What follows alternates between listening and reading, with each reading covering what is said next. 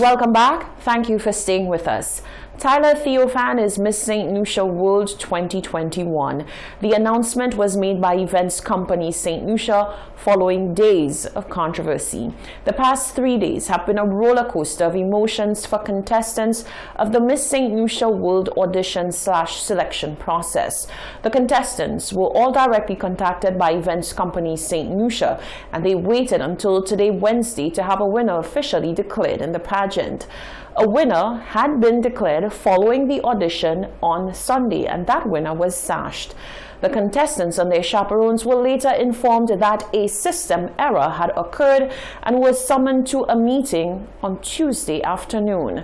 The result was that the winner, who was declared on Sunday in the person of Erlika Frederick, was informed that she was in fact not the winner and that the first runner-up was the true queen. St. Lucia's Miss World audition was a once-in-a-lifetime experience for 5 pageant titans, 4 of whom are National Carnival Queen title holders, the other a first runner-up in the 2017 Carnival Queen pageant. Following the audition on Sunday, the 23rd of May, Erlika Frederick was announced as the winner of Miss St. Lucia World and was sashed. On the afternoon of Tuesday, the 25th of May, the contestants were called to a meeting with events company St. Lucia and were officially informed that the actual winner of the pageant was Tyler Theophan. Theophan and Frederick are 2 former Carnival queens from Choiseul. Erlika Frederick won the national title in 2018. Tyler Theophan won the national title in 2016. The error in naming a winner of the pageant, which is a first in St. Lucian pageant history, left participants and chaperones stunned. How could such an error be made, and why was it being rectified 2 days later? Events company St. Lucia issued a press statement on Wednesday afternoon. It includes this quote from the CEO of events company St. Lucia, Lauren Sidoni.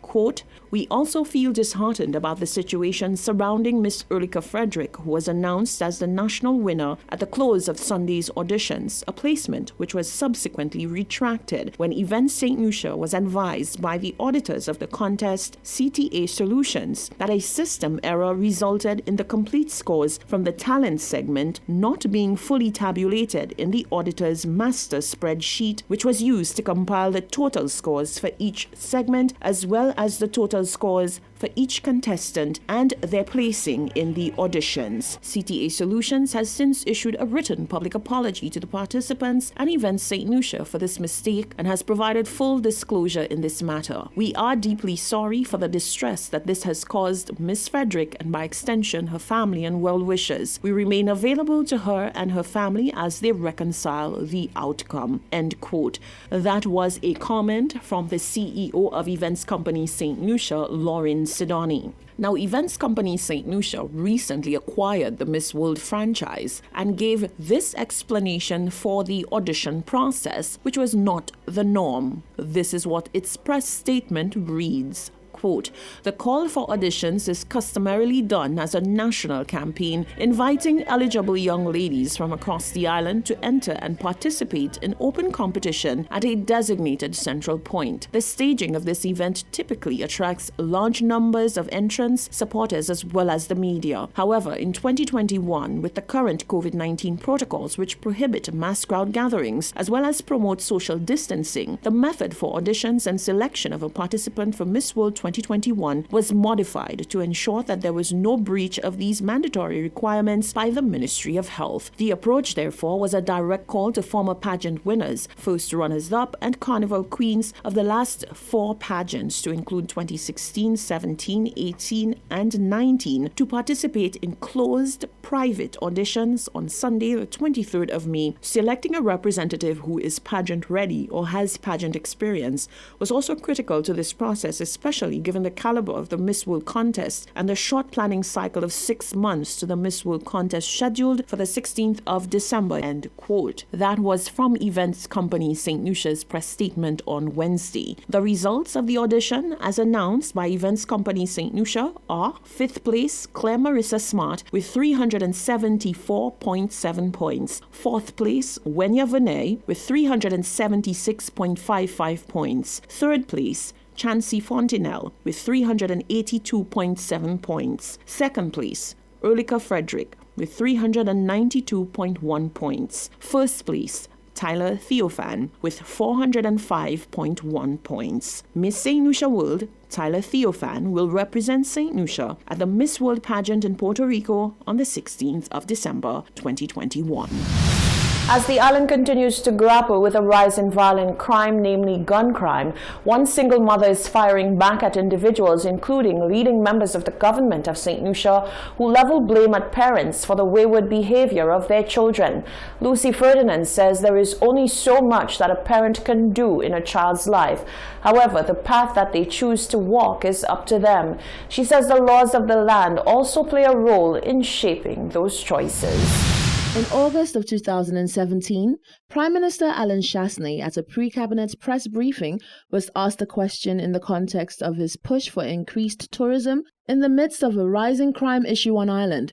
Whilst responding to this question, the PM made this statement, quote, "The last part is that the common thread we are seeing in crime is young people that are primarily coming from single mother households, and unfortunately, we are in the third generation of single mothers with multiple kids from different fathers, and they are leaving high school, so before they are 18 or 19, they are on their third child," end quote. This statement at the time was not received well, and the PM was challenged by both members of the media as well as members of the public. Nearly 4 years later, this statement still leaves a bitter taste in the mouths of some individuals, including one single mother who said Prime Minister Alan Chastanet pointed the finger of blame in the wrong direction. Lucy Ferdinand, who is a vendor by profession, spoke to Hot 7 TV on Wednesday morning, saying that the existing crime situation plaguing the island is not the fault of parents, as children inevitably make up their own minds about the lifestyles that they choose.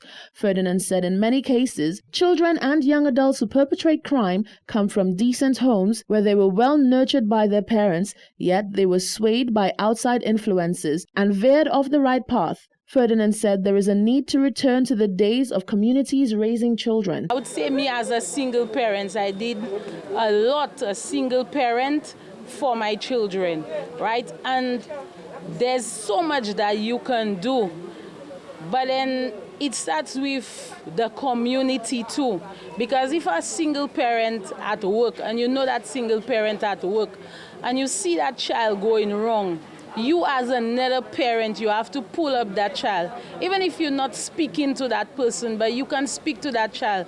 You see that child doing something wrong, you can call up that child and speak to that child. Ferdinand went on to say that the laws of the land have also failed the youth, as they give allowances for the youth to make wayward decisions. She said the youth today are advanced on a number of levels, especially technologically, and so they are aware of their rights bestowed onto them by flawed laws. I must say that the government with those laws, again, these laws where you give a child that is 16 years, you give them consent to have sex at 16. For me, 16 years, you're a baby, you're a child, okay? If they already know those laws, they have that in their head that they know those laws, they will not listen to their parents. They will do as they please. They will not listen to their parents. And if that parent tries to correct that child, and the law says that you cannot do it the way you want to, right? That's giving them a length over the parents. So I'm saying again, if you listening, the Prime Minister of this country, I told you that once, that law, you need to change it. That's one of the things that you need to work on. Now everybody crying about those young people committing crime. You all give them that right to commit the crime because they know they will not go to prison for it. Ferdinand said she is speaking from a place of experience and not just for the sake of speaking. My last daughter, she was, the week before she turned 16, that child was running away from home, keep running, and then I used to go to the police station. They keep saying that they cannot do anything for me. But every time I tried for the whole of 2020. I was going behind that child, walking up and down, and just then I couldn't take it anymore. I just let it go, because every time I go to the police, that's all they put in my face, that she has consent. 16 years you going to school, what consent you telling me? When I was at my mother's home at 16, I wasn't thinking of running away or going in because I didn't know about these laws of 16 years. When you, as a parent, you find out that your child involved in something that you would never expect that child to do, you understand? Causing somebody to enter your home and to steal your stuff at your home, you understand? And you want her, you understand, to face the penalty of what that she has done. And the law says that she cannot. But in the end, it's your child. You have to forgive that child. Ferdinand said to date, she still struggles to maintain her relationship with her daughter. However, the recent death of Stephanie Thomas, whose body was discovered along the Pigeon Island Causeway at the beginning of the year, has given her the zeal to keep trying, since her daughter's lifestyle is reminiscent to that of the deceased. Reporting for Hot 7 News, I am Rochelle Gonzalez. The island's Prime Minister is appealing to young people to find alternative ways to deal with conflict. This as the island's homicide rate continues to rise. On Sunday and Monday, the island recorded 4 homicides in the communities of Dennery and Jacmel. One of the victims, Taisha Raphael, was a bystander in a shooting incident at Jacmel. The Prime Minister paid his condolences to her family and had some advice for citizens. I really want to send out my sympathies to Taisha Raphael, a young lady who was shot over the weekend in Jacmel. And this is a very sad situation in our country. And I just want to appeal to young people that are involved in gangs, that St. Lucia is prospering and there is a better way and a better living. And to have a young person who is innocently shot is something that is horrific and really unacceptable. And I'm really appealing to them to look for a better way to make a contribution to our country. That was Prime Minister Alan Shasney. As a predominantly Christian society, the island usually turns to prayer during times of difficulty. However, some argue that even in the midst of a national day of prayer and fasting, the country's streets ran red with blood of homicide victims. Head of the Anglican Church, Christian Glasgow, rebuts that the practice of believing and continuing to do what is right must be consistent, even when things are going wrong. For the year 2021, St. Lucia has already recorded 26 homicides. The majority was as a result of gun violence. Over the weekend, 4 families were left traumatized and grieving as the lives of their loved ones were cut short in 2 double homicides. St. Lucia is predominantly a Christian society that even observed a government-declared National Day of Prayer and Fasting on Monday. However, when situations concerning death and violence occur, oftentimes many find themselves questioning their beliefs. Following the weekend's series of violent crimes, some query whether prayer is in fact the answer. Anglican priest Christian Glasgow says prayer and faith cannot be given up on the minute that things go awry. Remain constant and persist in living and serving the good Lord. Holding on to believe that God is working His purpose out, even when we cannot understand why some things happen. Our faith is that God is working His purpose out. In addition to that, as a Christian people, we believe that as God's creation, we are both physical and spiritual. This physical in which we exist is temporary and passing. Glasgow explained that the issue is not necessarily that prayers go unanswered, but rather the fact that people rarely stop to listen to the answers or understand the lessons. Yes, they have suffered what appeared to have been injustices and wrongs in this life, but their hope has always been that in the life to come, Almighty God will put right all things, and the need to persist, continue, even in the face of danger. That was part of the psalmist's understanding when he penned the words of Psalm 23. Yea, though I walk through the valley of shadow of death, I shall fear no evil, for thou art with me, thy rod and thy staff comfort me. He argues that what is being seen with the increase in criminal activity on island is a lack of servitude to God. Unfortunately, mankind very often chooses not to obey God, and we must also understand that for every action there are consequences. And when we go contrary to the will of God, the consequence is that we bring upon ourselves the type of disaster and destructions that we sometimes see happening. It is not a matter that we pray and God will answer us. So yes, we pray.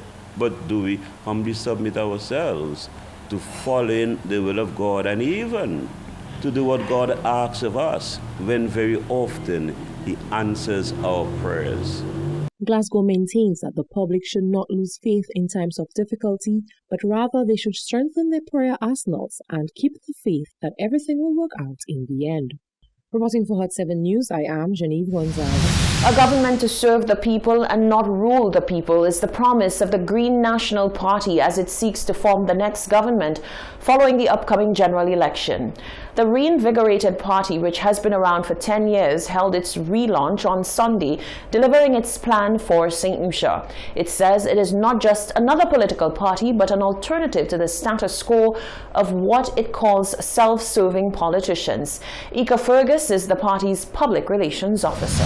The hashtag NGP is dedicated to re-establishing the concept that St. Lucia does not want a ruling party.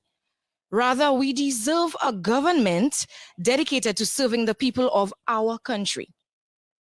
One with a strategy that seeks to empower St. Lucians, not foreigners. We want the hashtag Change for St. Lucia that you want. And for that reason, we are constantly growing and adapting. The party's green policies get towards social justice reform, educational reform, constitutional reform, and reform of the legal system. Political leader Andre De Carey says a major pillar for the party is decentralized government, which includes grassroots democracy. Too often what happens is that much of the development comes from the central government in castries, and there's trickle-down representation. And as a result, many of the communities get left behind. So we will support local elections for mayors and council leaders to strengthen the capacity of the people themselves managing their constituency. Representatives who win their seat will automatically not get a ministry. They will be able to stay in their communities and represent the people that have voted for them.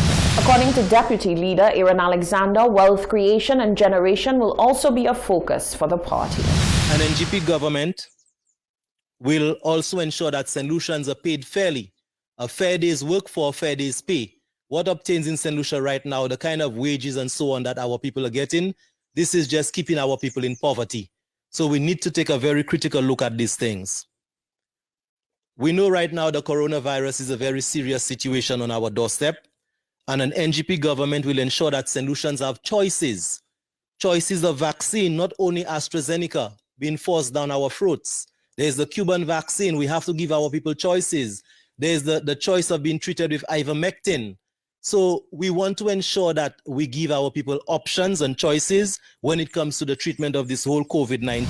The party will also seek to revive local government elections.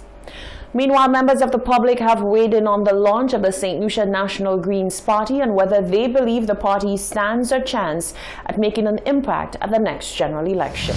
Over the weekend, St. Lucia saw the launch of a third political party, the St. Lucia National Greens Party. What does the public think about the emergence of yet another political party? Let's find out. St. Lucia only know two colors, red and yellow.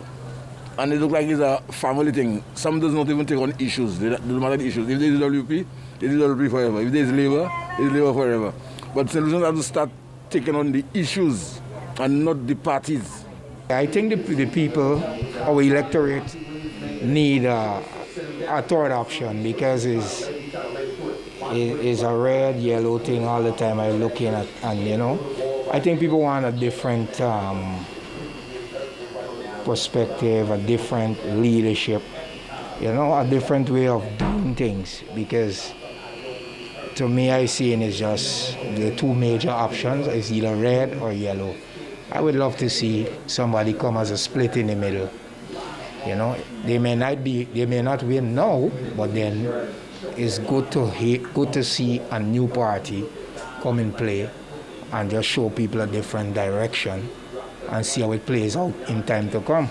It's red and yellow that day, and red and yellow have always been there. So there's not a food party, and now people need to just start seeking God, trusting Him, and pray a little more instead of lashing and giving each other's blow. We need to stop and start seeking God. God alone that can heal this land and change everything for us. So let us start praying. People, especially the young people, get to know who the Creator is. People not ready yet, they better just stay out of that. Don't waste people's time. No food party. No food party. If some other people can come up with methods and whatever of getting in our next two parties, you know, it would be great, but I don't think they will stand any chance. That will take time. All parties stand a chance, eh? With all due respect, whatever may happen, it may happen. Honestly speaking, I'm not really into the politics anymore because nothing is being done. So they could be in a million of parties. It don't really bother me. Well, a third party never have a chance, but you could never tell one day Tangale. You know, they would pull out something. So they could give it a try. I don't think that third party would do any good because we already have two parties. The people's decision is either Flabo or Labour. They tried the last time, they didn't make it. It's not now they're going to make it. I ain't saying they can't try, but I do believe they're going to make it. It's two parties solution, Flabo and Labour. And that's it. And those were your responses. Reporting for Hot 7 News, I am Genevieve Gonzague. A roving vendor says he's at his wits' end trying to earn a day's wages whilst having to fend off law enforcement who he says are targeting him purposely. Caius Lionel, who is better known as Tomados, opens up about his daily struggle, revealing that he has been repeatedly arrested. Tomados! Tomados! Tomados, tomados, tomados!